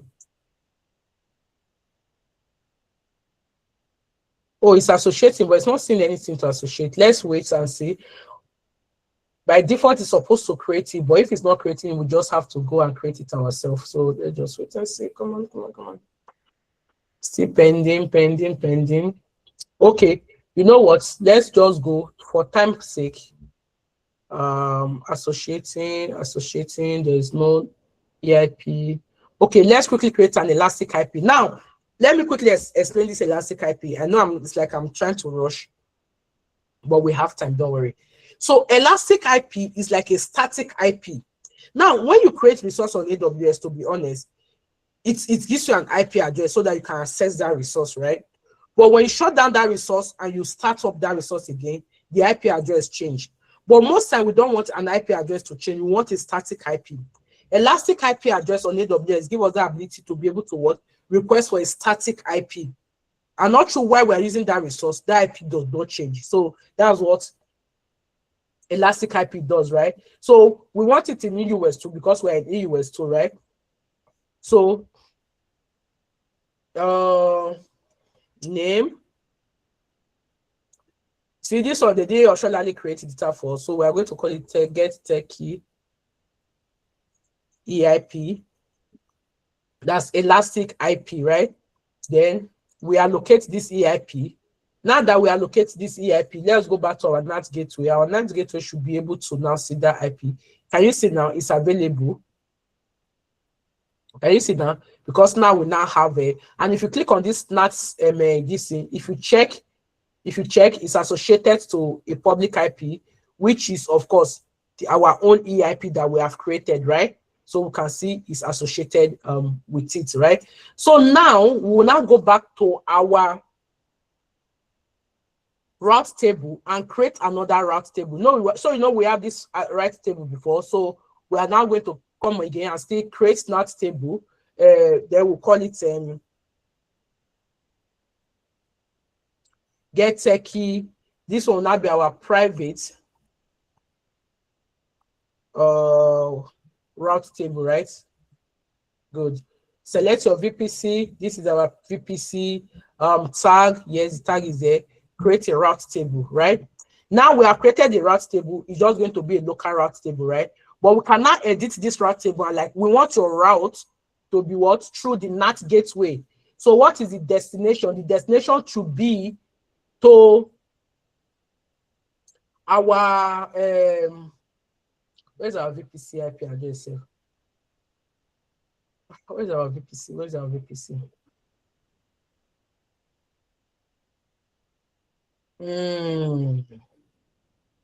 Okay, let's send this to the internet through our NAT gateway, right? And this is our NAT gateway, right? Then save changes. So we have this. So if you check now, if we now go back to the VPC and check the mapping, click on your VPC again to see the mapping. If you come back and check the mapping, so you can see the subnets are now being separated, right? So we have subnets, a private subnet in EUS 1A, a public subnet in EUS 1B. Oh, then we have to do, sorry, just give me it. Then you see this, our subnet, let's do for, we're now going to detach it from the route table and make sure it gets to the right route table. Right now, they are still going through the same, you can see this and this, they are all going through the same public route table, right? But we want to change that. We want to put it in this private route table. So let's go back, come to subnets, right? Good. So our private subnet, we want it to be associated to a different route table, right? When we come to route table, we'll see what route table it is. It is in the wrong route table, right? We are going to click on edit route table, right? This is not the route table we want. We want the private route table. Are you seeing it now? And this is 0, right? It goes to the internet through the NAT gateway and we save. And that is it. Then when you come back again, I like using the map so that you understand how resources work together, right? You come back to your mapping again, you go, you will now be able to see that it's now separate. Can you see? Can you see? So these are our private subnets. Can you see? Let me move so that you see. So these are our, these are our public subnets, right? These are our public subnet. You can see it's going through the route table to what? To the internet gateway. This is our private subnet. It's going through the private route table to the what? NAT gateway. So this is what makes a route table public and a route table private, right? So in your own project, I have just done one private subnet and one public subnet. You are meant to do 2 public subnet. So you can see you are going to have whatever name you are going to use. So you're going to be get techie challenge private subnet dash EUS 2A, for example, or just say dash 2A, right? Or dash AZA to know that is. Then you create another same name private table of what? 2B of EUS 2B, and the 2 subnet will be pointing to this private route table, and from that private route table they'll be going through the what? Internet gateway to the internet. Then you are still going to have 2 private, this one, so you have maybe 2B or 2C or whatever region you choose. They are going to be going through the public route table through to what? To internet gateway. Do we understand? Oh, I've lost everybody. Oh, yeah. Somebody pity me. We understand now. Oh, that's nice. Thank you. Thank you. Okay, so very quickly, before I open room for questions, I didn't want us to ask questions, right? Like I said, whatever I'm teaching you is not new.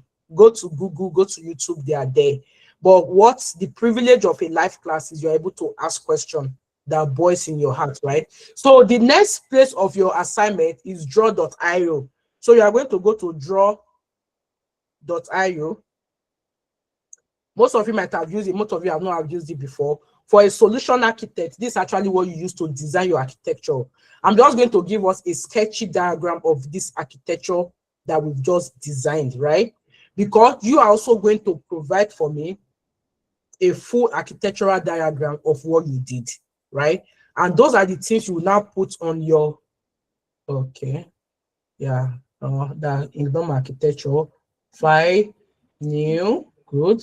So I'm going to zoom out now, blank, good, great. I know it's small, don't worry, I'll just zoom out, let it load up. So is this architecture and the write-up we are going to have on your GitHub, and that's what also you are going to have on your LinkedIn. Please learn in public. Let people know what you can do. Let people know what you are learning. That is what gets the hired people hired. I'm trying to zoom out or control. Okay. That's what gets the hired people hired and the people not hired, if that English makes sense, right? So on draw.io, I'm trying to zoom out, but it can only zoom out this. It's not zooming out the please just let me know if you can see or bear with me, right? On this, there are a lot of chat and a lot of flows that you can actually use, right? They also have chat for AWS, right? This thing is so small. Let me zoom out my, oh, sorry, let's see. Okay, does it make sense a little? So let me even zoom it from here. Good, you can see now, right? Can you see? Yes, perfect. Yes. So some of them support some AWS template, right? You can see I just typed AWS in the search bar. You can see AWS 2026 Open Library, right? You click on it, and it actually groups, give you some AWS things you can use, right? From virtual reality to blockchain to compute to this. But me, I know if we keep scrolling down, you will definitely get to what? Network. Yay! Look at it. Can you see? AWS network, right? So if you click on it, it's going to load every resource we have on network. What are the things we looked at? No, we didn't look at it. We didn't look at API gateway.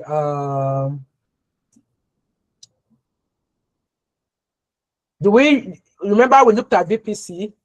So we are going to drag our VPC in. What else do we look at? We look at what?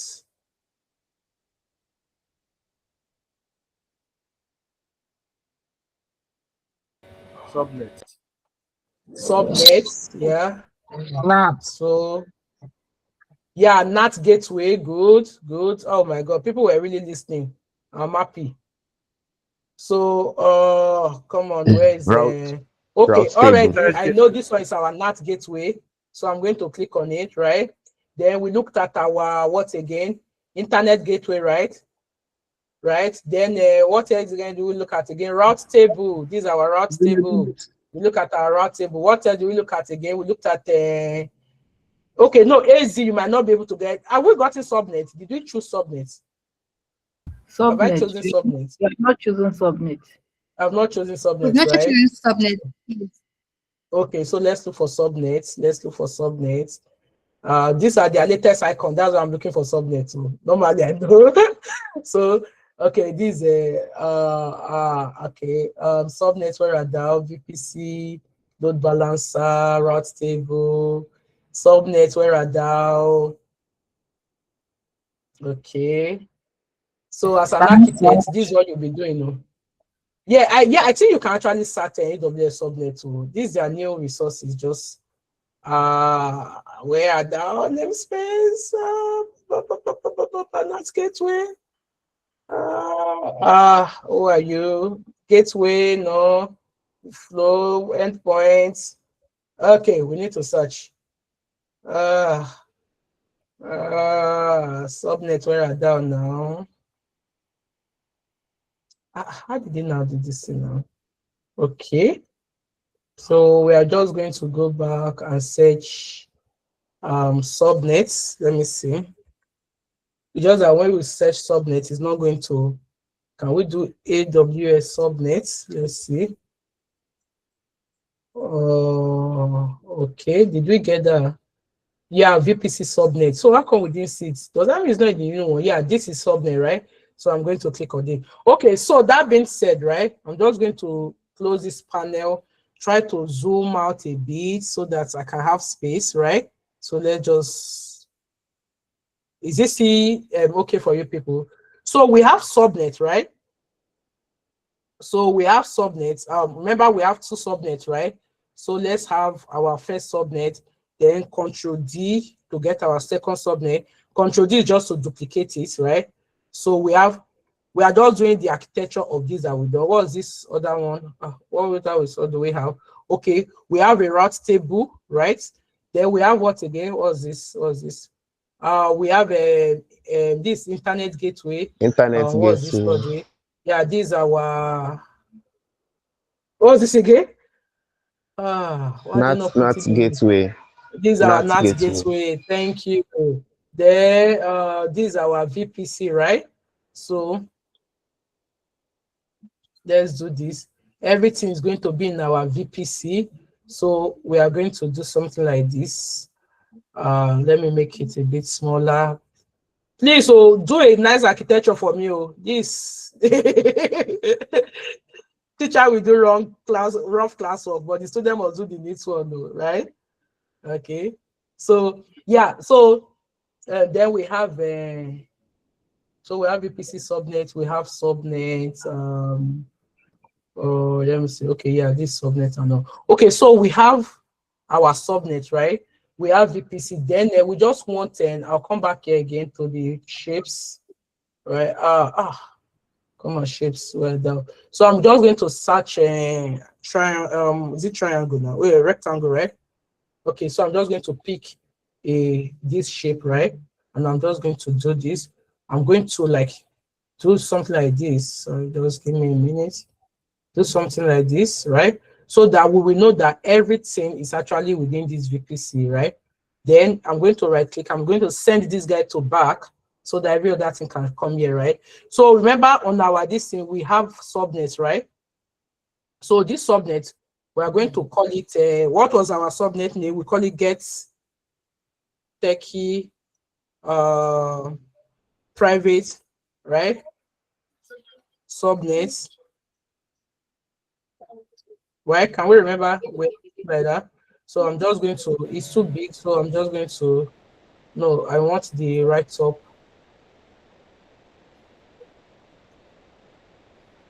Good. So this right top, we're just going to make it very, very, very, very like this. No, it's too C2. Okay, fine, whatever, right? So I just want something like this. You can actually label it better, please. Don't follow my labeling. My labeling is for Control C. Oh, Control V. But this one is going to be public, right? Right? Do we agree that we have something like this? Then we're going to move our subnet here. So let's just make it like this. Move it a little smaller. So we have our private and public subnet, right? Do we agree? Then let's go back to the map. So they are inside the VPC. So so every of these things is the VPC, because you know everything is actually inside the VPC. Hope you know, right? So yeah, let's do this. So we have our private subnet, we have our public subnet. You are going to draw a better architecture for me. I will give you an example of architecture you are meant to draw, but don't copy. Then if you go back, right, after we have our private and public subnets, the next thing we have is our route table, right? We have our private route table and we have our public route table. Can you see it now? The private route table is attached to the private subnet. The public route table is attached to the public subnet, right? Are we still together? So this is our route table. So we are going to have something like this, and we are going to duplicate this, right? And we are going to have something like this also. Then we have a connector. This arrow is what we call the connector to show that, oh, sorry. Okay, so just double click on it when you have that connector, this thing. So if you click on it, see, double click on it, it will actually connect to it. So it's connected to this, right? Then if we go back, what else do we have? We have our what? Either our private gateway or our NAT gateway, either our internet gateway or our NAT gateway, right? Right? Ah, nobody's answering me again. No. Yes, yes. They have lost me or I've lost them. So where does this guy goes? Let's expand our VPC a little. Let's just expand it. Where does this guy go? To the public subnet. To the sub. God bless you. So this guy goes to the public and this guy goes to the private, right? Good. Then this is the connection. Good. And this is the connection. Do we understand? So let me zoom out a little so that we can actually see the general picture. So I come here. So this is actually what a solution architect does. An architect actually design, right? You design and you are able to show the client what you are doing, right? So I'm just going to pull up a VPC that I've designed that I'm expecting from you. I'm just going to show you the image, but I really want to please engage yourself, right? Engage yourself, design it, and this is just what we do, right? This is the job, right? So I don't know what else you want. Yes, please. We are done for today. Time for question. Yes, please. Question time. You can just put on your hand and ask your question. Yes, please. Someone was speaking. Okay. Okay. I'm speaking. The IP address here for the yes, the you subnet, will it's change the it same. now. You need to change it. No, it's Okay. not the same. You know, this was just kind of a template, right? So you just see if you can change it or whatever. Yeah, just yeah, it doesn't really matter. This is just a templating thing, right? Okay. Then another question. Remember when you created the Elastic IP address, there was a reason Oh, why you created EIP. We created EIP yes. because you cannot provision this guy. So, where is it? We didn't see EIP. Did you see EIP? Let's look for EIP then. EIP, Elastic IP address. Let me which is the see. static one. Yeah, which is the static one. Elastic So one of IP the one you were address. creating. Yeah, look at it. So we actually attach Elastic IP address to our NAT gateway, right? This is a very rough diagram. Let me show you real diagram, right? But this is just something like this I want you people to do because of time, right? So this is what I want you people to do. Just like any question. I hope this class was helpful. I hope you understand. We are going to be putting the videos on our channel. Subscribe. You won't take much to subscribe. Just subscribe. Then on the platform also, if you've got anything from this course, please leave us a review, right? So that's actually your assignment. You are now going to dig deeper and do something better. So we have 4 more minutes for questions before we call it a day. So please, Okay. yeah, is it Buki or Chuka? Okay, who is speaking? Okay, this Richmond. Okay, Quick Richmond, let's go. question. Yes, quick question. Thank you very much for the elaborate section. Thank you. My question is the cider block, the choosing different cider block, does it have any financial implication? Does AWS charge more according to if you choose the No, block no, 8 no, block? no, Okay, no. It okay, does not have okay, implication, but you also just want to just be wise with what you do so that it will not really okay, get out of hand. Yeah, but no, it doesn't have okay, fine, implication. It doesn't have fine. cost Thank you. The implication. Yeah. second question. The second question. When you were doing the demo, I saw that you put private you put the private gateway in different availability zone. You put the private in different one and the public in a different availability zone. I don't know. Did I get that wrong? Okay, normally on a normal day, right? You see that Yeah. that's why I told you that I'm just doing this demo, but you are supposed to do the detailed work. I don't want to do the detailed work because I know you are going to watch this record and you are going to copy and paste, which is what we are avoiding in this class, right? Okay. Okay. Oh, no, get the mindset. The mindset is don't copy and paste me. Understand why we do what we do and do your work. No, it's not bad to copy and paste. I copy and paste, right? But the Yeah. challenge we always have with this learning loop thing, always in the learning loop is you've done a boot camp, you've watched training, but you only replicated what they did. You can't, if someone now give you another challenge, you can't do it. Yeah. Yeah. Do you Can't understand? think on your own You can't feet. think on your own feet and just do some. So that's why you see, I'm giving you something very minimal. So that when you are doing your project, you are not just going to watch this video and repeat what I did. You get what I mean? But rather, when you are doing your project, oh, she used one subnet. So by default, you know the standard way. You see that public subnet is going, you are supposed to create 3 public subnet in EUS1A, EUS1B, and EUS1C, right? Okay. 3 private subnets, EUS1A, EUS1B, EUS1C. And those 3 private subnets, some companies say they will now call that private subnet that is A, B, and C. They will call it the application subnet. They will not create another subnet again, EUS1A, EUS1B, EUS1. So again, you'll be having about 9 subnets or 12 subnets, depending on what you are going to do, and you route them. Are you seeing it now? Yeah. Okay, I hope that answers your question. Thank you. Yes, it does. Thank you. We have 1 more minute. Yeah, Buki Chuka answer has been up. Let's hear from you, Chuka. All right. So, first of all, I'm very sorry I'll be bringing another cloud platform here. So, in Azure, you have something like resource group. So this AWS now, I'm not seeing something like that. So No. I don't know how AWS don't have resource group. Everything is encompassing in their VPC. AWS don't have resource group. Azure have resource group, right? I know people prefer Azure having resource group because everything is done within that resource. And when you want to delete it, you delete that resource and you are done with that, right? But AWS don't have resource group. That's why I was telling you about tagging. That you tagging a team. You see, I had that get techie are all tagging along. Like, that tagging was even a weak tagging because you are supposed to specify project, get techie, resource, where is it coming from? So that when you now want to monitor resource by cost, you have to use the tagging to get those resources by cost. Does that answer your question? So no, why Azure have resource group, AWS will have resource group. Okay. Yeah, that is it for this class. If you have any other question, please don't hesitate to ask on the platform group. Go to the portal, do your assignment. You have what it takes to do your project. Please do your projects, write on LinkedIn, tag me. My name is Victoriese. Tag me on LinkedIn. Just do what you do best, right?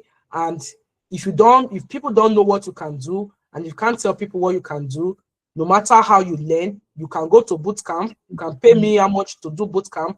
If you don't get the answer, you won't get results, right? So see you next week, and bye everyone.